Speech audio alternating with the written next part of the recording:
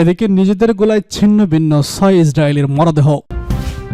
এদিকে ইয়েমেনের সেনা বন্দরে ইসরায়েলের হামলা পাল্টা হামলায় নিহত 6। এবছর 10 লাখ ড্রোন কিনবে ইউক্রেন। ফের সমুদ্রে ব্যালিস্টিক ক্ষেপণাস্ত্র ছড়ল উত্তর কোরিয়া। সর্বশেষ জানিয়ে দেব হাজার হাজার মানুষকে মৃত্যুদণ্ড, সিরিয়ায় সাবেক বিচারপতি গ্রেপ্তার। নিজেদের গোলায় ছিন্ন ভিন্ন ইসরায়েলি 6 সেনার মরদেহ। ফিলিস্তিনের অবরুদ্ধ গাজা পতাকায় নিজেদের গোলায় উড়ে গেছে 6 ইসরায়েলি সেনা। এতে হতাহত হয়েছে আরও বেশ কয়েকজন। তারা ইসরায়েলের কমান্ডো ইঞ্জিনিয়ারিং কোরের সদস্য ছিল। শুক্রবার মধ্য গাজায় বুয়েট এলাকায় টার্নেল ভয়াবহ বিস্ফোরণে এই ঘটনা ঘটেছে। সাংবাদিকদের নিয়ে গাজায় হামাসের একটি রকেট উৎক্ষেপণ কেন্দ্র পরিদর্শনে গিয়েছিল ইসরায়েলি সেনারা।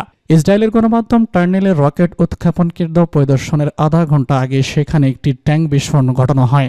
এরপর এই রকেট উৎক্ষেপণ কেন্দ্র পরিদর্শনে যায় ইঞ্জিনিয়ার কোরের সদস্যরা। এ সময় হঠাৎ বিস্ফোরণ ঘটে। পরে জানা যায় পরিদর্শনের সময় পরবর্তী একটি ভবনে সন্দেহভাজন কিছু উপস্থিতির টের পায় ট্যাঙ্কের সৈন্যরা। এরপর সেখানে গোলা নিক্ষেপ করা হয়। এতে উড়ে যায় ইসরায়েলি 6 সৈন্য। ইহুদিবাদী গণমাধ্যমগুলো আরও জানায় বিস্ফোরণের পরপরই হতাহতদের ইসরায়েলি সেনারা গাজার বাইরে নিয়ে যায়। ইসরায়েলি সেনা কমান্ডাররা এই ঘটনাকে ব্যাপক হতাহতের ঘটনা বলে উল্লেখ করেছে। ইয়েমেনের সানা বিমানবন্দরে ইসরায়েলের পাল্টা হামলা, নিহত 6। ইসরায়েলকে লক্ষ্য করে গত কয়েকদিন ধরে ক্ষেপণাস্ত্র ড্রোন হামলা চালিয়েছে ইয়েমেনের হুতিরা। সম্প্রতি হুতিদের ক্ষেপণাস্ত্র হামলায় তেল আবিবে 16 জন আহত হওয়ার পর গত শনিবার প্রধানমন্ত্রী বেনিয়ামিন নেতানিয়াহু হুতিদের অবকাঠামো ধ্বংসের নির্দেশ দেন। শুক্রবার এক প্রতিবেদনে খবর দিয়েছে বার্তা সংস্থা রয়টার্স। পাল্টা জবাবে ইসরায়েল বৃহস্পতিবার সানা আন্তর্জাতিক বিমানবন্দর সহ ইয়েমেনে ইরান সমর্থিত হুতি আন্দোলনের সাথে যুক্ত একাধিক লক্ষ্যবস্তুতে হামলা চালিয়েছে। হুতি মিডিয়া জানিয়েছে ইসরায়েলি হামলায় কমপক্ষে 6 জন নিহত হয়েছে। বিশ্ব স্বাস্থ্য সংস্থার প্রধান এই হামলায় অল্পের জন্য রক্ষা পেয়েছেন। এছাড়া তাকে বহনকারী উড়োজাহাজের এক ক্রু সদস্য আহত হয়েছেন। ইসরায়েলি সামরিক বাহিনী বলেছে তারা সানা বিমানবন্দরে হামলা চালানোর পাশাপাশি একটি ইয়েমেনের পশ্চিম উপকূলে হোদাইদা, সাফিক এবং রাশ কানির বিমানবন্দরে হামলা অবকাঠামোতেও আঘাত করেছে। এছাড়া ইয়েমেনের হেজিরাজ এবং রাশ কানির পাওয়ার স্টেশনেও হামলা চালানোর কথা জানিয়েছে ইসরায়েল। ইসরায়েলের গাজায় হামলার পর থেকে হুতি যোদ্ধারা লোহিত সাগর এবং এডেন উপসাগরে ইসরায়েলি স্বার্থ লক্ষ্য করে হামলা করে আসছে। হুতিরা জানায় তারা ফিলিস্তিনের প্রতি সংহতি জানাতে এই হামলা চালিয়েছে। ইসরায়েলি গাজায় হামলায় এ পর্যন্ত 45,000 নিহত হয়েছেন, যাদের বেশিরভাগই নারী ও শিশু। এছাড়া আহত হয়েছে 1 লাখেরও বেশি বেসামরিক মানুষ। 7 অক্টোবর 2023 সাল তারিখে হামাসের ইসরায়েল আক্রমণের পর এই সংঘাত শুরু হয়। এরই মধ্যে যুদ্ধবিরতির আলোচনা হলেও এখনও দুই পক্ষ একমত হতে পারেনি। আগামী বছর 10 লাখ ড্রোন কিনবে ইউক্রেন। গত বছরের 24শে ফেব্রুয়ারি থেকে সাবেক সোভিয়েত ইউনিয়নের দেশ ইউক্রেনে আগ্রাসন চালাচ্ছে রাশিয়া। যুদ্ধ প্রায় 2 বছরের কাছাকাছি পৌঁছালেও কোনো সমাধানের চিহ্ন এখনও দৃশ্যমান নয়। সাম্প্রতিক আক্রমণ ও হতাহতের জেরে দুপক্ষই সময় শক্তি বাড়ানোর দিকে মনোনিবেশ দিয়েছে।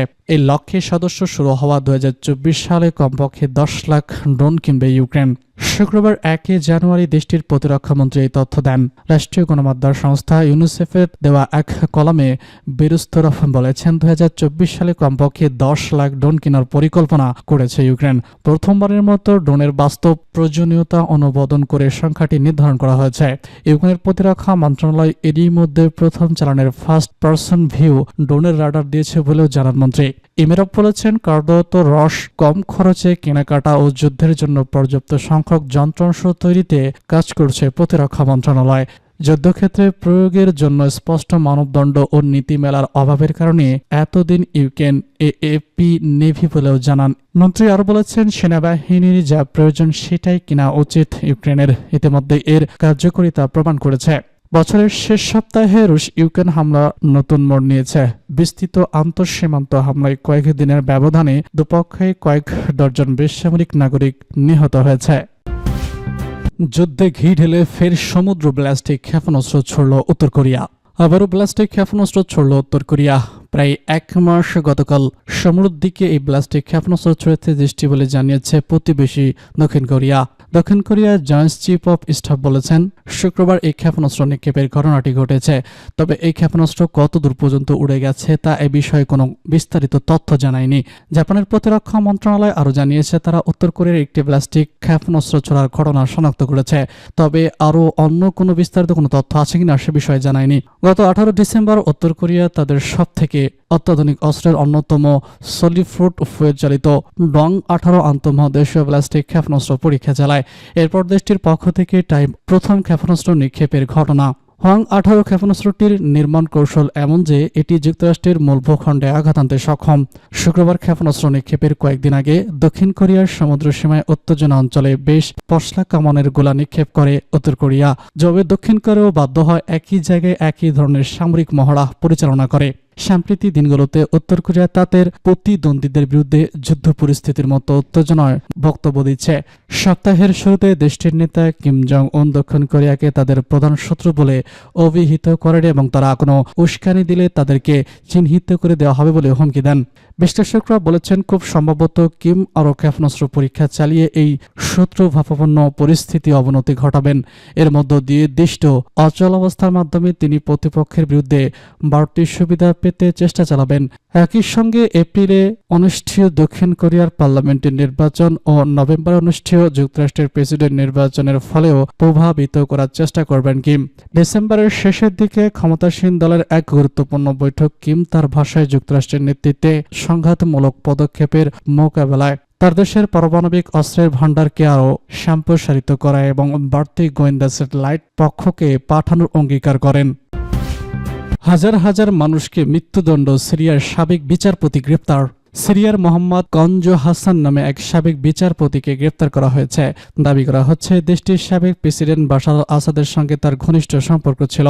তার বিরুদ্ধে অভিযোগ 1 মিনিটেরও কম সময়ে বিচার প্রক্রিয়া শেষ করে দিতেন তিনি। এ সময়ের মধ্যেই তিনি মৃত্যুদণ্ডের আদেশ দিয়ে দিতেন। এভাবে সামরিক বিচারালয়ে হাজার হাজার বিদ্রোহীদের মৃত্যুদণ্ড দিয়েছেন তিনি। এছাড়া তিনি যেসব বন্দীদের মৃত্যুদণ্ড দেননি তাদের স্বজনদের কাছ থেকে $150 বিলিয়ন বেশি টাকা নিয়েছেন। সিরিয়ার মানবাধিকার কমিশন বলছে, সাবেক বিচারপতি মোহাম্মদ কানজো হাসানকে টারতাস অঞ্চল থেকে গ্রেপ্তার করা হয়। এই বিচারপতির সঙ্গে আরও 20 জনকে গ্রেপ্তার করা হয়েছে। তারা ওই বিচারপতির সহযোগী বলে জানা গেছে।